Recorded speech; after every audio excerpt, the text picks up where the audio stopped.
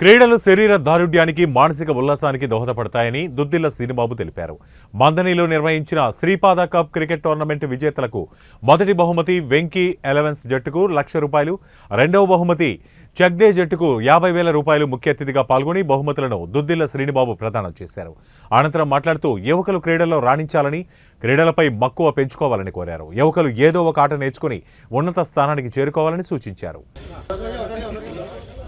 And Raju, second prize, captain with you.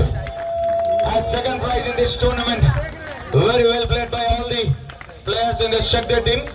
You played your best part in this tournament, being in the final and winning the second prize in this tournament. Thanks for your support and participation in this tournament. Thanks a lot.